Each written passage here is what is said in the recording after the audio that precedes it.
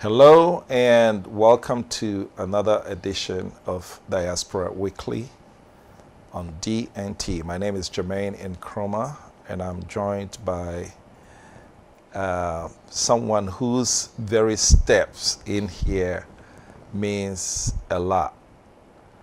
She's a recent doctor, not too recent. But you know what? This is my bit of a tease for you. You're not going to know her until we come back from the jungle. But before we go to the jungle, I'm thirsty. You see this baby here? See how clean the water is? Let me take a sip. Great stuff. Specialized. We thank Specialized for supporting us. And we also, if you're watching on TV, that's great. But we're on social media. We have an app, mobile app, D&T Ghana. You can get it from Google Store, Apple Store, download it on your mobile device. You can watch our shows from any corner of the globe. We're also on Facebook, YouTube, name it, we're there. This is the new way of Ghana and Africa connecting with her diaspora. So we'll go to a quick break and then go to the jungle. And then when we come back, you get to meet my amazing guests. Stay tuned for the jungle.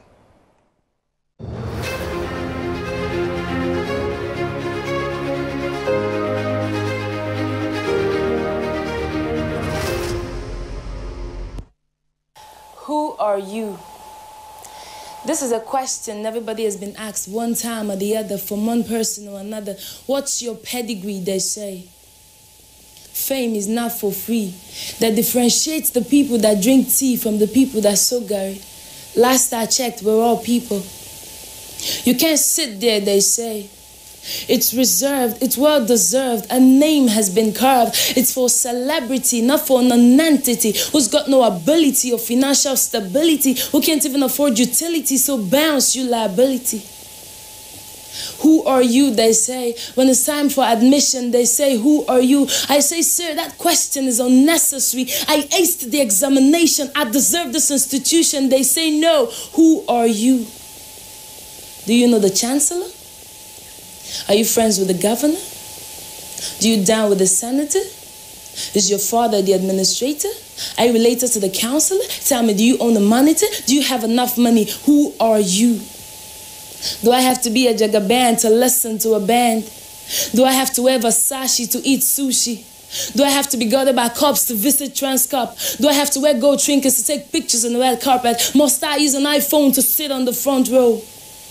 Why can't they just see me for me? Why does my worth have to be determined by the money in my account, or the cartel in my fount, or the words in my mouth, or the degrees that I have, or the selfies on Facebook, which most are not even real, the followers on Twitter, they don't make me any better. They say exercise your franchise, go cast your votes. So I comply to determine who sails the boat. And on getting there, I found out that they've already decided. Without me? When I talk, they say who's talking. When I write, they say who's writing. Even when I laugh, they say who's laughing. They don't want to hear what I have to say. Oh, they just want to know na host don't pay. Whether it takes you, I take pap. At the end of the day, at the same hot hotel. Don't get too comfortable. Even sure bet is not so sure. One commits a crime and his name rings a bell, they say bail him. Another commits a crime and is not in the Hall of Fame, they say jail him. Hell, cell, criminal, you accursed son of Hades must pay for this. Or the criminal is the one without money? When I speak out of turn, they ask me, who the hell do you think you are? I tell you who the heaven I think I am. I am the voice of one crying in our nation, Hosanna. I am the beginning of a new era, the end of injustice and the beginning of power. I'm a skyscraper of peace and a trailblazer of unity. I'm young, I'm vibrant, I'm strong, I'm intelligent. I'm a million microchips, I'm definitely for keeps. I've got the energy they lack and courage back to back. I'm a story to be told and a wonder to behold. I'm more than a conqueror, greater than a governor. I'm from a deity of divinity, from a tribe of lions, no chain can bind us. I'm a time bomb waiting to explode. explode. I'm history waiting to happen. I'm like a current of an ocean. You can't stop my flow. One day, surely we go blow. I'm the correction of their past mistakes. I'm the activation of your future estates. I'm a product of grace. I've got length of days. I'm hope for this generation. I'm the celebrity you see on television. I'm a believer. I believe that this nation can be better because we are a people of bold and truth. And because of me, because of us, because of our collective voices, I see a new Nigeria. Thank you.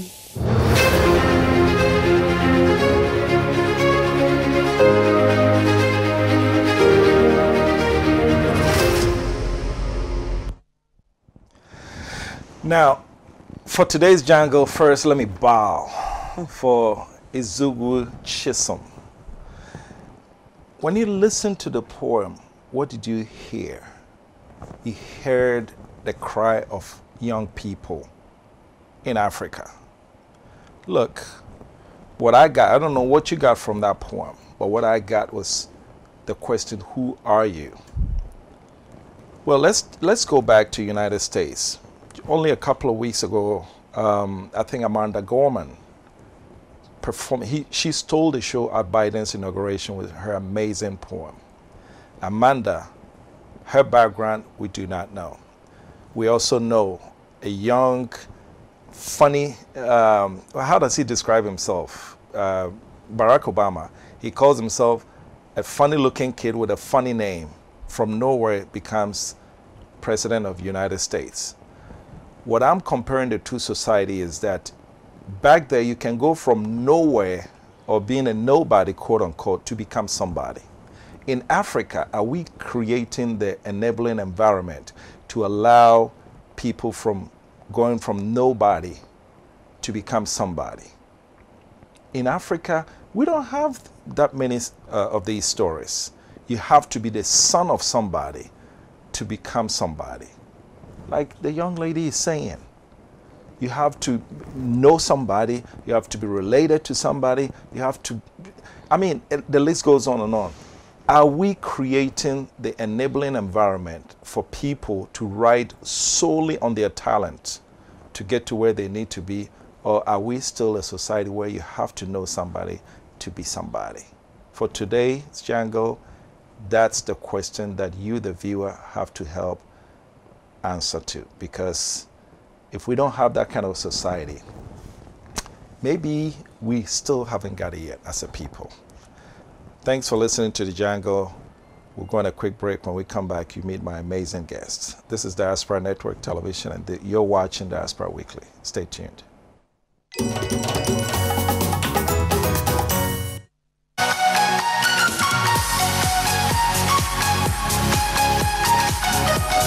It's a new season. 3 ladies, intriguing conversations from 3 different perspectives. How many months does it take to pass even a bill? And everybody keeps saying, we'll get back to you. Traffic everywhere, wasting people's time. When are you getting back to us? Time is money. Energy. Wow. It's the good, the bad, and the ugly. Only on DNT.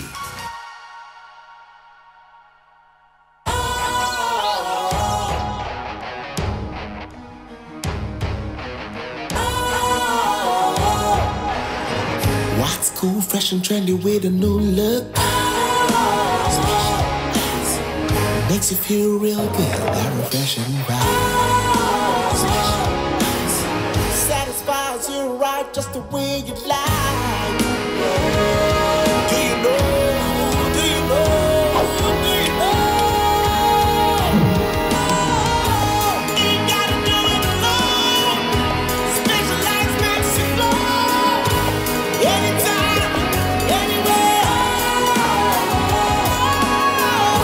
Specialized, feel different. Always think specialized. Special ice, natural mineral water. Feel different. Think special. This advertisement has been vetted and approved by the FDA.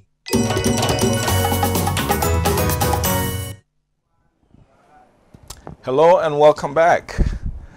This is Diaspora Weekly, and today I'm joined by the one and only Dr. Nadia Musah.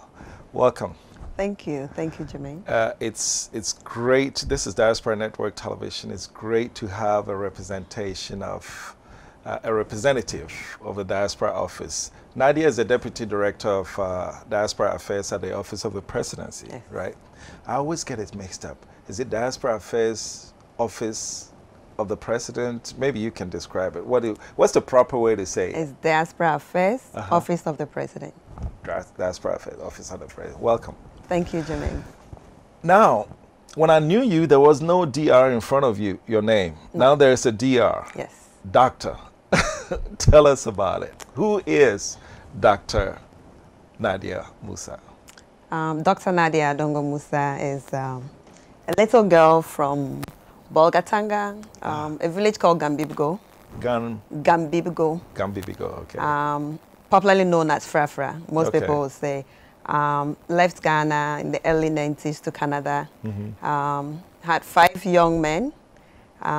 Came back 2017. 5 young men? 5 young men. As your sons? My sons. Okay. I've dealt with 3 young men before. 5 young men? 5 young men. What's your grocery bill? You bet. You bet. Came back to Ghana 2017 to help the president with the Diaspora Affairs Office. Before then was part of a group that we called ourselves the Northern Ghana Cultural Association. And in that group, I was a PRO for over 10 years. Okay. So during that time, a lot of advocacy, helping the North, fundraising, doing a lot of things to see how we can support where we come from, even though we're in Canada. And through then, that's how I met the president in 2008, when he was going around, you know, asking for support to become a flag bearer for MPP then. And my speech then was, how do we bridge the gap between the North and the South? And I think that really stuck with him. And since then, we built a relationship based on that. I come from the MPP family, so I couldn't stay back, supported the party back in Canada with some fundraising. Our last one we did was 2015, November. And then that is what got me into my office. Wow. See, you must be a very good writer because you summarized it very eloquently. But I'm not going to get you off the hook that easily. We're going to now dig into, let's start with the little girl from Gambibibo, right? Yes. Childhood, growing up, tell us what it was like. I was born in Kumasi, Bantama. Okay. BA171. You're a Bantama girl? I'm a Bantama girl. Okay. I'm a Kumerican. I think I'm sitting too close to you. No. I am a very proud Kumerican. Okay. Born in Bantama, BA171. Okay. Went to high school in Bolgatanga Secondary School. Okay. Commonly known as Big Boss. And then right Big after... Boss? Big Boss, yes. And that's why I'm a Big Boss. Ah, okay. From there, then found myself in Canada right after high school. Went to Canada, got married, started my college, university there, career there, worked with the city of Toronto as life enrichment manager, managing a couple of nursing homes. So my background is gerontology, which is the study for the agent. Oh. Yeah. So study for the agent. The agent. Yes. Is that why you don't seem to age? I mean, you can pass. Look, didn't you get surprised when she said she has what, 5 sons? I do. Okay, and you, I mean, we're not going to get into age, but you barely what, in your 20s. So tell us the secret. It's eating T0NE. Oh, really? Yeah, having the proper millet T0NE. Yes. Okay. Yes, the grains from the north. Okay. With guinea fowl, roasted guinea fowls. Ah, not the ones that flew to Burkina Faso. No, okay. no. We couldn't chase those ones. Okay. We still have some in Bolga. Yes. Oh, okay. Yes. All right, very good. Now, you mentioned bridging the North and the South. In your, I mean, from your calculation, have we done a good job building those bridges? I think we still have a long way to go.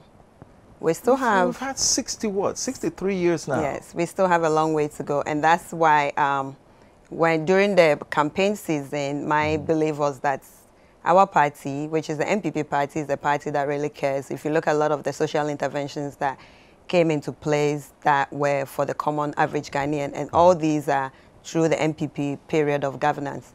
And that's why when I go back home, I continue to tell my people, let's start changing the dial. We've been with NDC for so many years, however, nothing has gotten. They've taken advantage of us. My people are very loyal, and once they believe in you, they stick with you till the end, even though they're not getting anything back.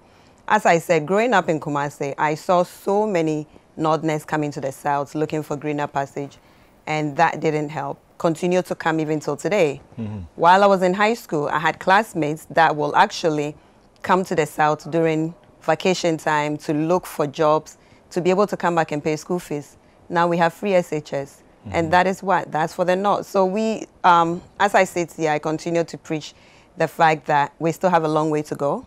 However, we'll look at the governments that have interventions that will support us, and then we also help them to stay in governance. If the North already had free education, I mean, that's been the case since Kwame Nkrumah time, why is this one different?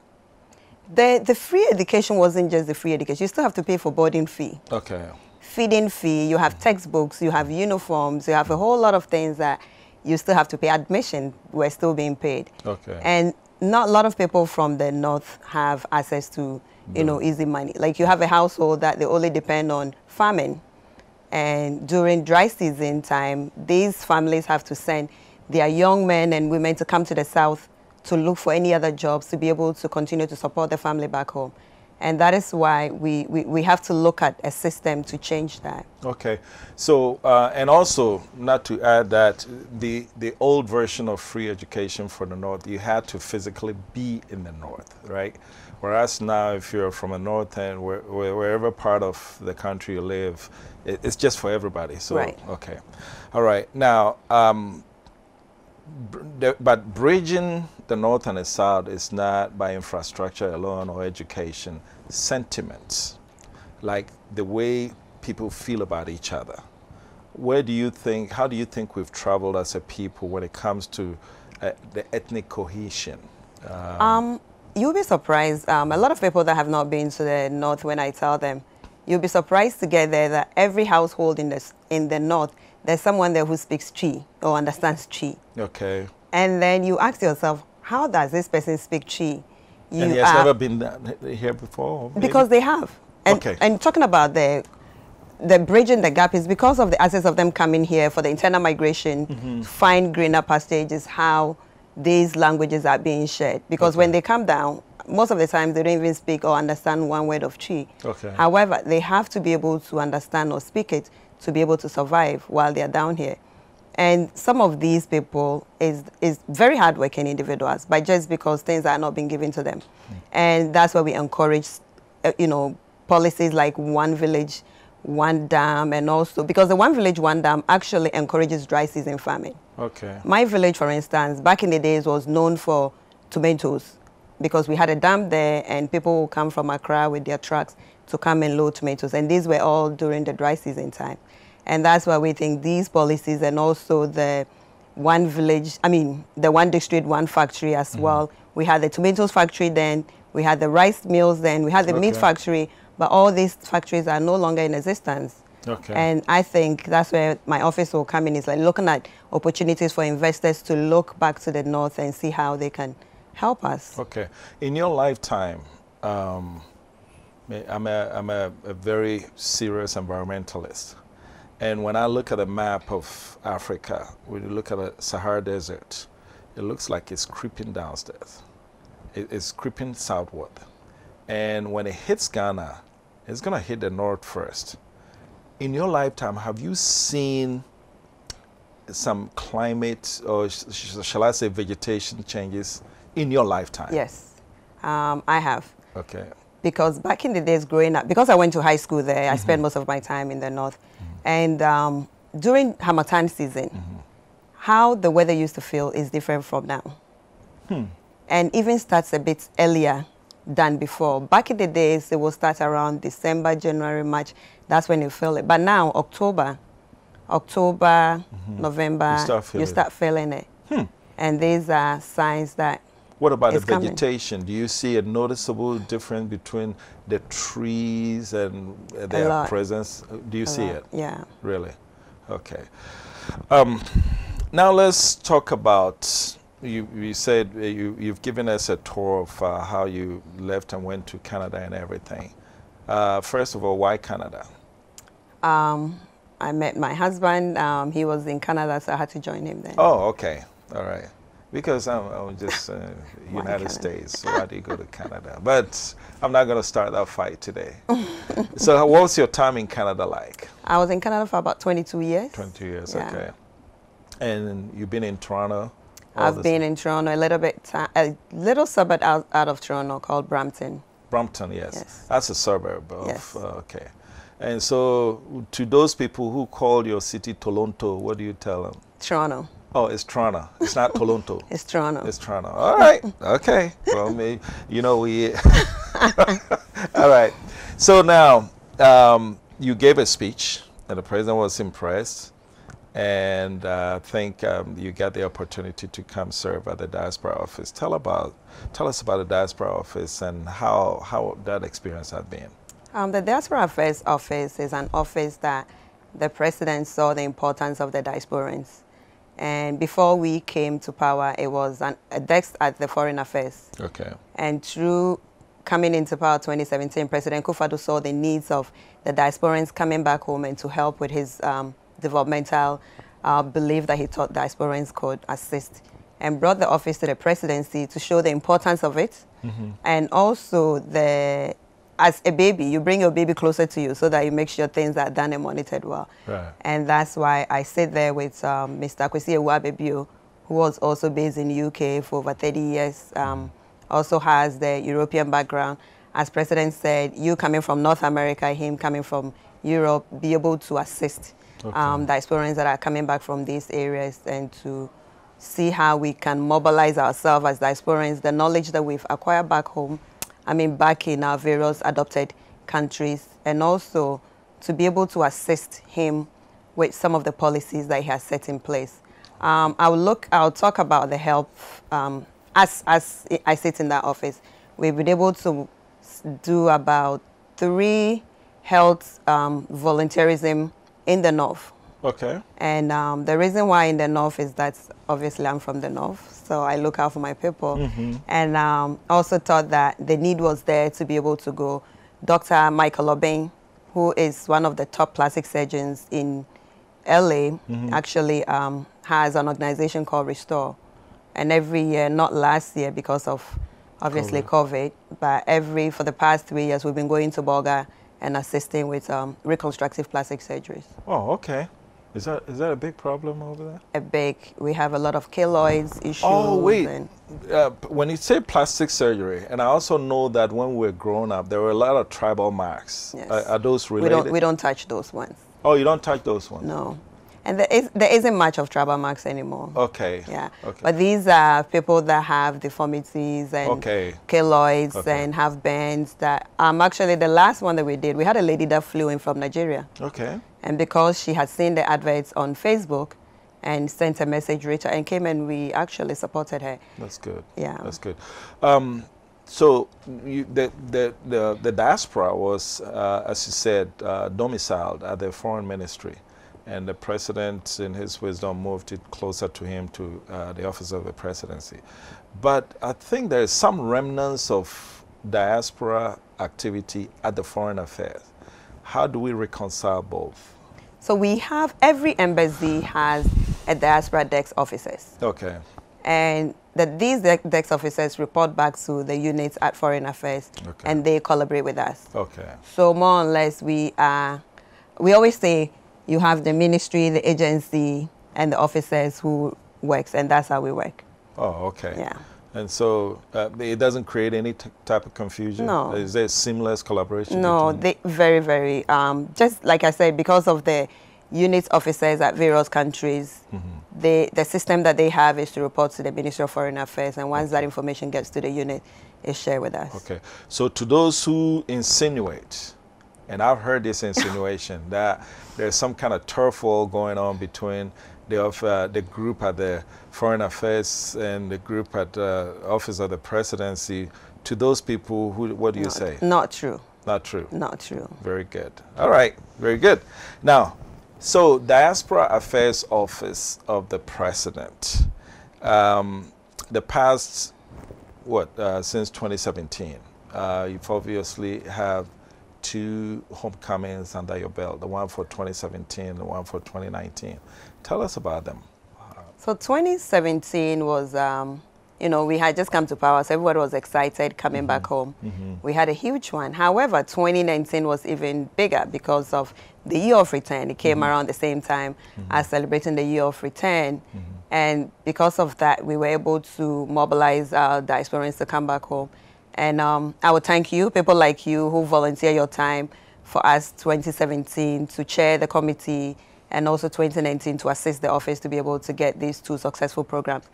And I look at the homecoming as part of the pathway for our diasporans to come back, because they needed to come back and actually test the waters before they make a dip into the sea to see if really they are ready to come back home.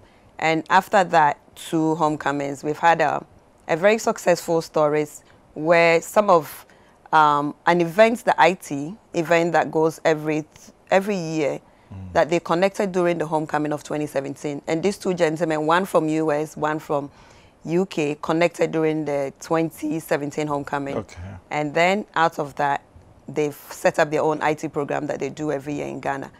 Apart from that, we've also witnessed people that have come back home to settle, look at various areas of investing. And through that, these homecomings is what we got the year of return out of it. Okay. Because in December 2018, we had Boris Kujo and Bozoma St. John, who came with a couple of their friends. And during that time, just to come to Ghana in December and to celebrate. And through the office, we were able to mobilize some sort of unofficial activities. And that really opened up the gateway for Year of Return. So the Year of Return was launched January 2019 while they were here, and they launched it. Okay. And that gave us a success of the Year of Return. Very good. And every time I talk on it, I try to give them that credit, because it was through that collaboration that we're able to have the success of the Year of Return. Very good. Very good. If I live in New Zealand, I want to come home. What is my first step? In other words, how do you guys collaborate with those who are looking to come home? The first stop is the embassy. Okay. So find either the consulate or the embassy. Okay. Once you get there, every information that you need, either your investment, coming for investment, tourism, your visa, how to even come to Ghana. What is our currency like? What is our exchange rate like? Okay. These embassies and consulate offices will be able to give you that information. Okay.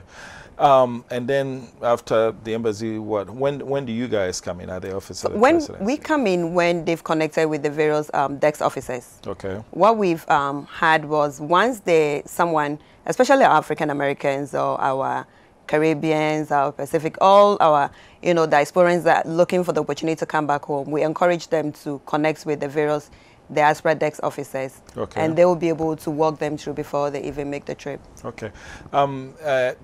Somebody floated an idea a while back, and I thought, that's something I would like your opinion on that.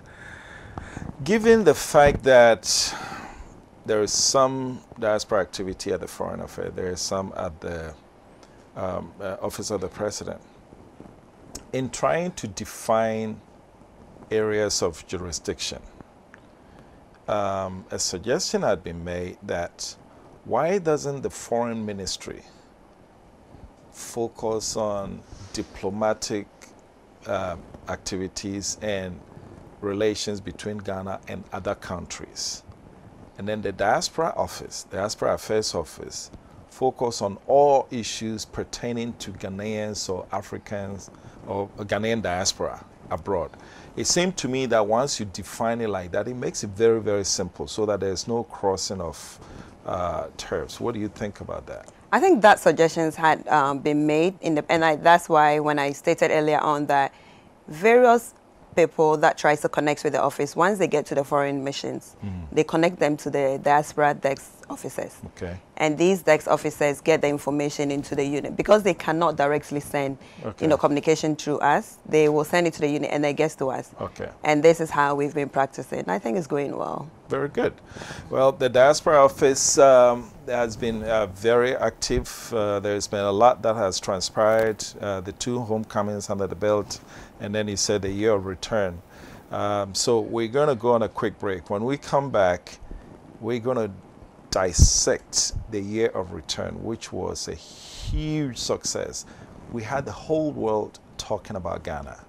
And now we're going to look at behind the scenes when we come back. Stay tuned. This is Diaspora Weekly, and I'm joined by Dr. Nadia Musah. We'll be right back.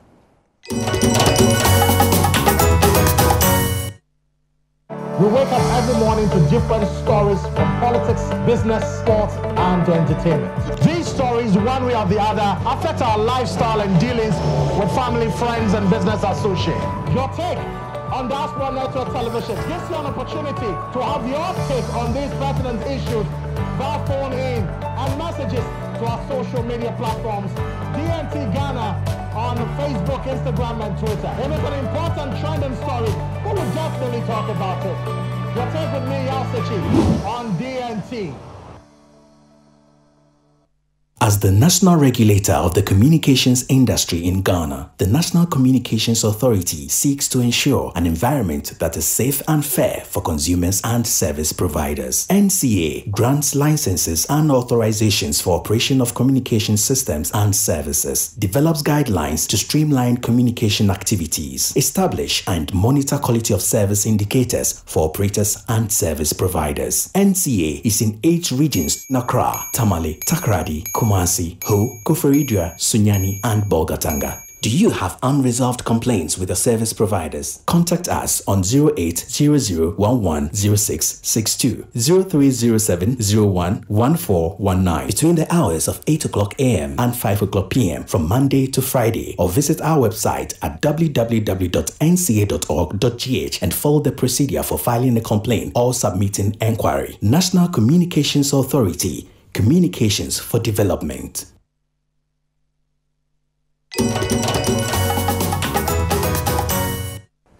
Hello and welcome back. This is Diaspora Weekly. My name is Jermaine Nkrumah. I'm joined by Dr. Nadia Adongo Musah. I always forget the middle one, the Adongo. The Adongo is more important to me, you know. Really? I tell people the Adongo is my identity. Ah, okay. The Adongo really is someone who, oh, okay, she's from Bolga, she's from the north. What about Musah? Musah is an Islamic name. Oh, okay. So I'll always remember to put the Adongo in there. Yeah. All right. So now you talk to us about the year of return. If there is one event that Ghana was on the map, yes, we get it. But it seemed like the year of return took it another notch. Why don't you take us from the beginnings? How did it all start? So the year of return, as I said earlier on, started when I believe Boris and Bozoma came to Ghana and started sharing pictures on social media. Okay. You know, hashtagging GH 2018, GA 2018. And that brought a lot of, because I was with them, I was able to see how some people just through their social media would just buy a ticket and say they are coming. One example was Akon. Akon came to spend the New Year's and then left New Year's Eve with us and left on New Year's Day, just because these people were here and these are his friends. And I thought gave us a starting point to market. And also because the 2019 was coming into 400 years of, of the slave trade going into the United States, we also thought that we needed to get back to our people and invite them back home. And as the president always say, when he launched the September 2018 in Washington, D.C., I believe so which means the conversation had been going on prior to Boris Kujo coming here. Yes. Yes. How did that start? That's the part. So Boris and Bozoma met with presidents December 2017. Okay. And then at that time, they had, offered to president that they want to help him. And they will see whatever they can do to support him so that his, government stays, one of the best. And then at that point, he told them whatever support they need, they should connect with our office and then see how we can collaborate and support them. And that's how our office and then we call them the Full Circle team started working together. Okay. And then when that announcement was made in Washington, D.C., September 2018, welcoming every African diasporan back to Ghana, it opened out the avenue, because now they're hearing from the president saying, come back home. So that even shows the seriousness of it. And we had also putting up measures in place to make it easy, where visa on arrival was given. They had discounted visa fee for them. And then we talked about the ease visa, which is still something that we are working on. And this actually opened up a lot of the black tapes that wouldn't have, because giving $75 instead of 150 visa to come to Ghana was also a thing that actually showed that the president was serious about inviting them home. And when they came, I believe that they got what they were, you know, expecting, because the excitement was there everywhere. Even I say the average person who roasted plantain around the streets, markets went up. Someone told me that they bought water at Labadi Beach for 20 Ghana. Ooh. Yes, yes. So even someone selling water, you know, everybody got something out of it. Yeah. Our hotels were overbooked. Yeah. One of the things that we are getting now is we need more hotels, because once after this COVID... We need more hotels in Ghana? After COVID, because of 2019, every hotel in Ghana around the Osu area was overpacked. Wow. That's how much people were now moving to Ebri, and then the Sawam area, staying and coming back to Accra. Wow. So that is how 2019 was busy. Looking at the airport. Now, other hotels in other parts of the country, were they as booked? Because... That's where I'll be going to. I think some of the things that we, as an office, we didn't look into creating programs in various regions and cities to direct some of the traffic there. Kumasi, we had an activity in Kumasi, Cape Coast. However, other parts of Ghana wasn't. So with the Beyond the Return, we are looking at relocating activities in various parts of Ghana so that there's an activity happening somewhere for someone to want to go to. Okay, that's good. Now, if I am, you said this thing is had a direct link to the 400-year straight. So if I'm an African American, and you said your return, come home, and now Beyond the Return, if I have this belief that you don't want me, you just want my dollars, and that this thing is not all about me coming home, what do you tell me? Is there a sentimental piece, or is it a marketing piece? First of all, why do you want to come home? I'm saying come home, however, you also want to tell me why you are coming home. Just like you and I here, we have our villages that we go to. However, before I get into my car and drive to Bolga, I have a reason of going to Bolga, right? So it's either I'm going to Bolga for a family event or a funeral or a celebration. So as an African American, you are coming to Ghana. Are you looking at investment opportunity? Are you coming to Ghana just because you want to explore Ghana? Or are you coming to Ghana to look at Ghana as a future place to retire? So these three questions have to be answered, first of all. And that's how, as an office, we're able to direct you and assist you as to which area to look into. We've had people who just will send an email. They just want citizenship. First of all, why do you want Ghanaian citizenship? Right? And then we need to explore and see, are you someone that we should be giving a citizenship to? Yeah. So these are questions that comes, and then these are the answers that we usually... Because within our work, Diaspora Network Television, these are some of the things that we're confronted with. But that's the question coming from the African American side. When it comes to the continental diaspora, being us, those of us who were born and raised in Ghana, having gone to live elsewhere, UK, wherever, every politician, the president, ministers, they come, when they're speaking to us over there, come home to help us build, come home to... When we do come home, we get this feeling that it's not us they want, it's the dollars and the pounds that they want. Tell me why that's not true.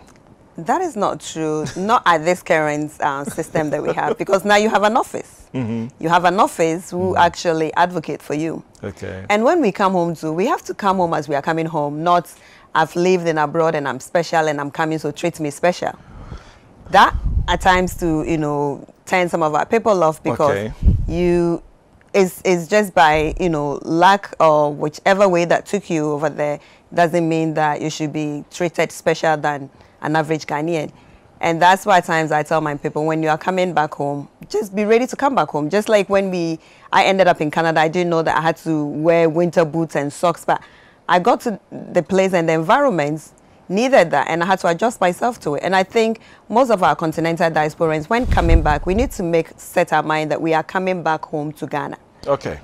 So by your calculation, and you've dealt with a lot of diasporans, if 100 Ghanaians, born and raised here, went to live elsewhere, United States, UK, Canada, China, if 100 of them come back, how many of them have that treat me special attitude? 175. 75 of them come with that attitude? Yes, I sit in that office and 75. Really? Yes. That's interesting. Yes, I'll give you some example. Some will come, and the fact that they came and they waited for you for about 5 minutes, they feel that I've waited for more than 5 minutes and you are not ready for me, I'm going. However, I bet you while they were even back home in Canada, in Brampton, it was very hard for them to even see their minister or their assemblyman or their councillor, their mayor. And it will take them even time and time to do that. However, when they come here, they feel that I owe you, I came from abroad and I've come to see you. You have to make time to see me. But you do not understand the person's schedule. Yeah. And talking about schedule, for all you know, you as a deputy director, you may have scheduled 4 people for 15 minutes each within an hour. Yeah. So one person comes in, you are allocating that 15 minutes. If you're trying to usher him out of your office within that 15 minutes so you can see the next person, you're being rude. Exactly. Right? Exactly. And so if that person stays for another 5 minutes, that's 5 minutes that ate into the next person. And oh, you said 4:15. You didn't meet me at 4:15, so I'm leaving. Yeah. Okay. But so, over there, they will accept the 15 minutes and leave. Okay. If I go to my doctor's list, I know that I have 10, 15 minutes to see my doctor. I go in, check, and I'm out. Here, all the conversation needs to happen. Okay. I have to say on record that from the private sector, those that we say, the same question that I put to you, if you were to put it to me, the diasporans who come back, if 100 of them came, I would say probably less than 20 who have that mentality. That's my experience. Yes. And it could be higher because they feel like you're the government official, answer to me. The demand, yes. So there's the thing. I can honestly say that less than 20% have that attitude, like treat me special attitude. That said, let's look at when people come. What about the locals? Because in fact, one of our programs dealt with that. The locals, how do they, is it a chicken and egg? Is it a chicken and egg situation? Which comes first? Is it the diasporan behaving, treat me different, that caused the locals to have that attitude towards them? Or is it a clear case that there are some locals who just hate diasporans? Okay, so I'll look at it this way. So you have a diasporan who is coming back and have been told that, oh, Ghanaians are corrupt. When you go, be careful. Don't trust the taxi driver. Don't trust the Uber driver. They will take you all kinds of places before. So this diasporan is coming all armed up. And then you have an Uber driver who is a very honest person who probably data because of our IT system, something happened and Made they are not an able honest mistake. Yes. This diasporan, because they've already been armed that don't trust the Ghanaians, don't trust them, don't trust them. Any other thing that this Uber driver is telling them, they are not believing it. Because they felt that I should have been in this destination about 10 minutes and it took you 12 minutes. Why did it take Why the extra 2 minutes? You know, some of the things that it will happen you over there. You probably see a lot of these things that I tell you, at times when some of these complaints come in, like, okay, I am coming from the same place that you are coming from. So I know how things happen over there. Yeah. And when our people come back home, yes, I love my diaspora because I'm one myself. My family is still there. And I think the acceptance to know that we've come back home and we are ready to adjust to the system and slowly build ourselves and also help people around us. If you have an employee who doesn't believe in time management, discipline them. And that might change. And that person will tell their friend, listen, my boss doesn't joke when you don't get to work on time. And that is a little bit of and that's why we're saying that we've gone to learn things. Bring the good things back home. Come and let's help and build Ghana as to the countries that we've adopted. There are those who said when you bring in that good thing back home, you're too known. Ghana, this is how we do it over here. It's how you present it. Okay. It's how you present it. It's all about presentation. I agree with you. Yeah. I agree with you. Now, the Beyond the Return, the year of return was great success. What do you have for us as a follow-up? So now we have a 10-year goal, which started last year, thanks to COVID. Well, you must you must take COVID out and do 10 years starting 2021. So we have the Beyond the Return with 7 pillars, and underneath each of the pillars, as I was asking you, showcase what the person is interested in coming to Ghana to do. And through that, I'll share the website beyondthereturngh.com. Once you go onto that website, it gives you all the information about Beyond the Return and the goals and events that we have in place. Okay, very good. And so basically you're playing the waiting game till COVID gets out of here. That is right. I mean, do we even... What do you do? We have Homecoming 2021 in July. You can't forget that. So we have to find a way to be able to see, are we going to do it by virtual and have a smaller group? Because we have to have a homecoming. It's the president's baby. This is the president who decided that every 2 years, I'll give my time to meet with my diasporans and share with them what I have for them. Okay. And it's just like having the presidency, I mean, the Diaspora Affairs Office as a baby. And that shows how he cares for us. So we need to still find a way to get it done, COVID or no COVID. But, you know, there's something about the homecoming where the interaction is a major component. If you do it virtually, would it achieve the same objective? How is it even possible to achieve the same objective if you did it virtually? It's not as to if we had it physically, but because of where we are now, we have to be able to look at how are we going to do it. I'm sure there'll be some Ghanaians that will be home. Like I said, we might have a smaller group and also have open it for virtual. So people that are not able to come can still participate and send suggestions and questions. So by the time the summit is ended, we can then, you know. Okay, so here's the question. Why can't we, in light of COVID, postpone it to next year? Hang on. Yeah. And make it the even year affair. So in this case, everybody understands that if you do it from now, probably rationally, it's not going to be the same. But we know July 2022, COVID will be gone. And now you can do it every other year, 2022, 2024, election year, people are here. Hey, there will be a lot of mileage that the ruling government, whichever it is, to gain from it heading into the election. Why not consider that? But are we sure that 2022 there will be no COVID? No, I think it is fairly safe to assume that this year the world is going to put COVID to sleep. Okay, we hope so. And then 2022, you just shifted it 1 year. It's a good suggestion. Yeah, 2022, 2024, 2026, 2028, and it keeps going. It's a good suggestion. We'll share with the office. Okay, very good. We're going to go on a quick break. When we come back, what's next? The diaspora. I think we've touched on some of that, but we're going to dissect diaspora relations between Ghanaians or Africans and the diaspora. What is missing? Where we can get along. This is Diaspora Weekly. Stay tuned. We'll be right back.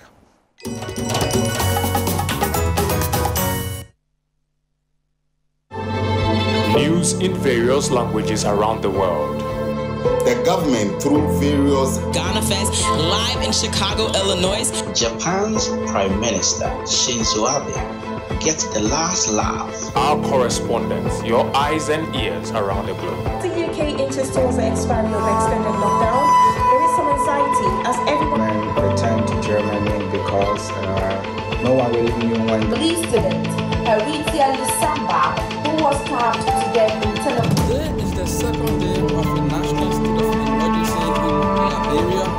Is Obaya Ejewa reporting for DNT News from the United States of America, focusing on the New England area.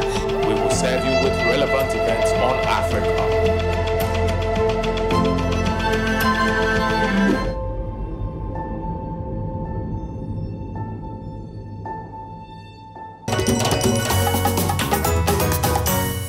Hello and welcome back. This is Diaspora Weekly. My name is Jermaine Nkrumah, and I'm joined by Dr.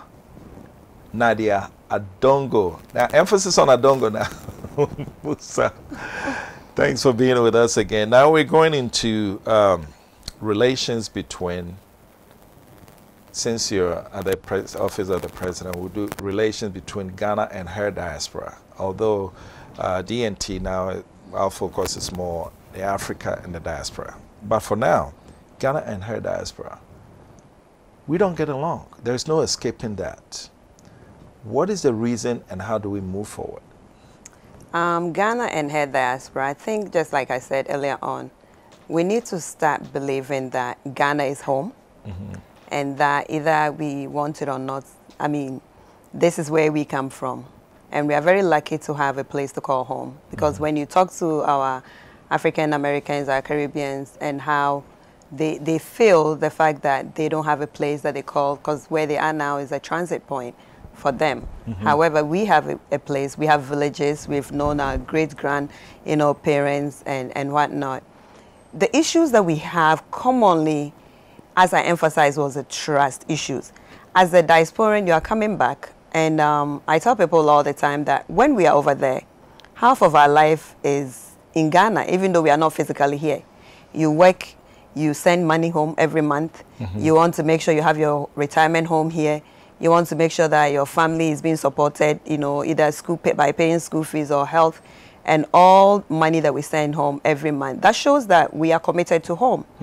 However, when we come back home, some of the expectations that we want, just because of the environment that we are coming from, we feel that we should be able to receive that same kind of treatment here.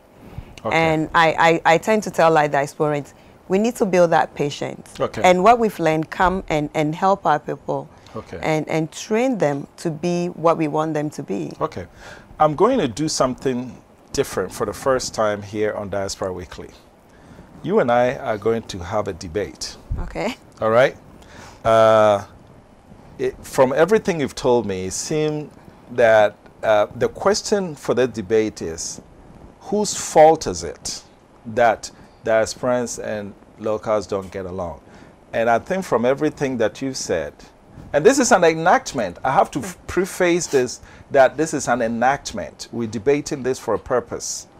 Whatever she says, not necessarily her entrenched position, and vice versa, me too. But we're going to hold this debate to see who needs to move closer to the middle, okay? But so you are going to argue from the standpoint of the fault is the locals. Yes. The fault is the diasporans, and I'm going to argue from the standpoint of the diaspora. The fault is the locals, right? Good. Before we do that, can you define diaspora for me?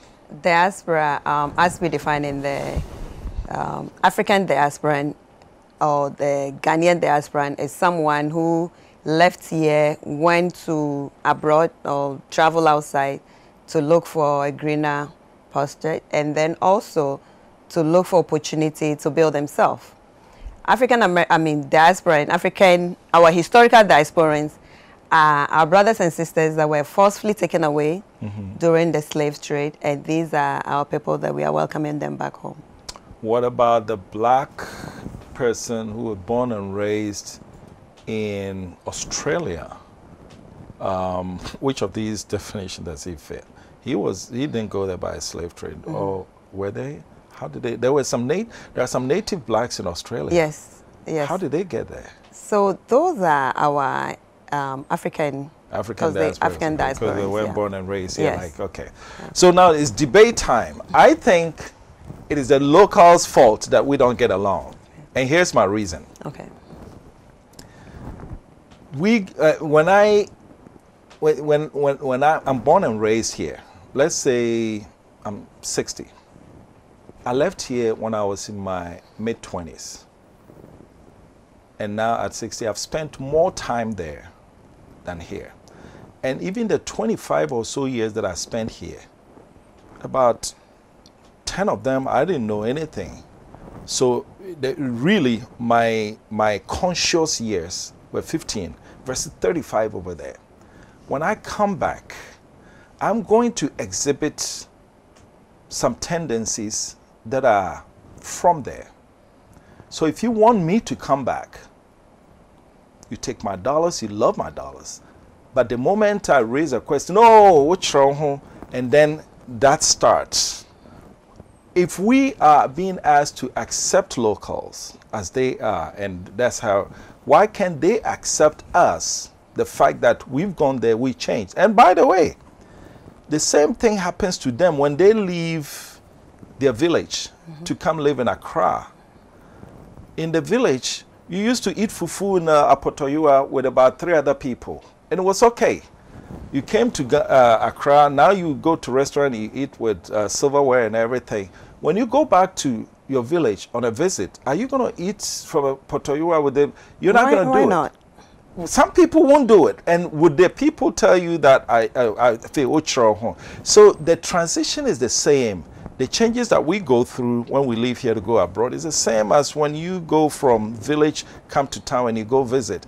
And if your people accept you for who you are, why can't the locals accept us from the way we are? Okay. So I believe that the diasporans can be a bit softer when they come back. You have to remember that you are coming from a place that there are systems in place and it works. There's no doubt about that.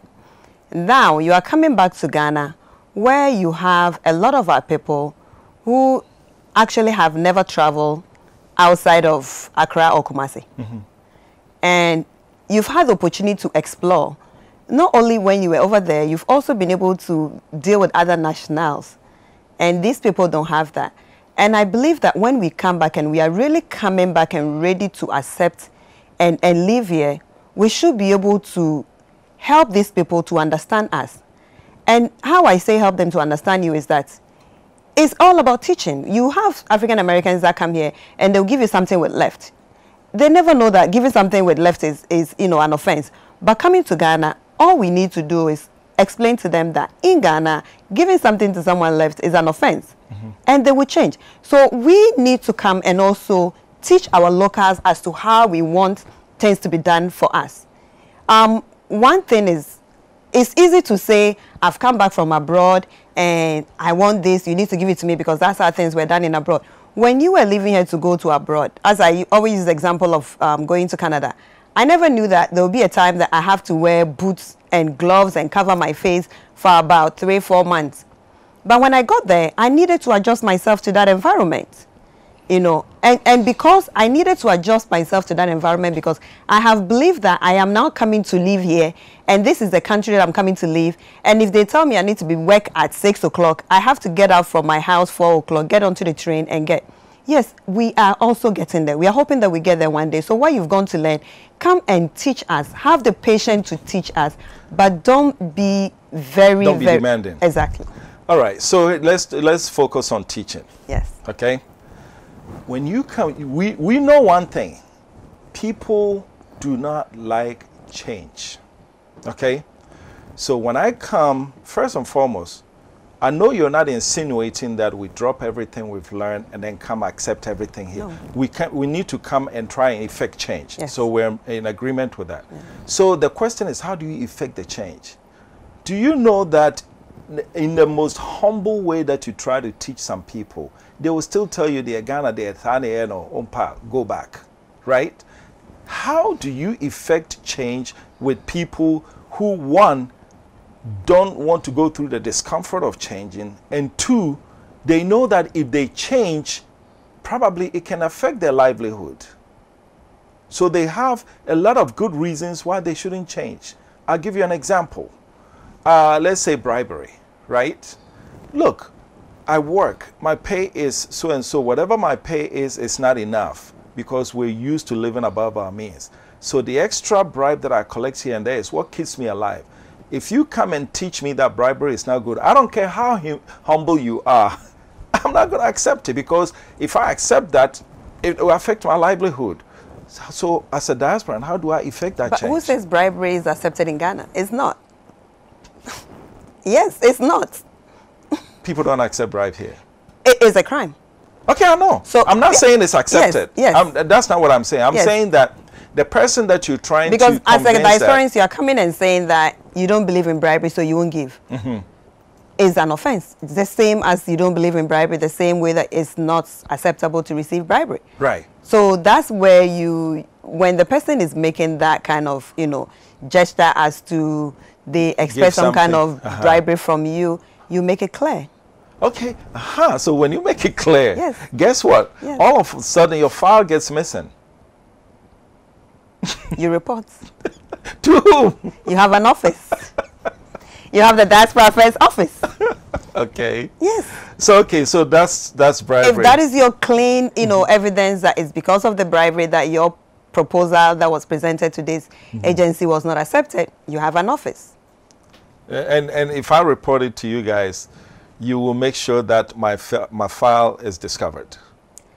We have to look into it. Why you were not accepted? Are you qualified equally as this person? Okay. And do we really have evidences that was based on your refusal of giving bribery that this job was not given to you? All right.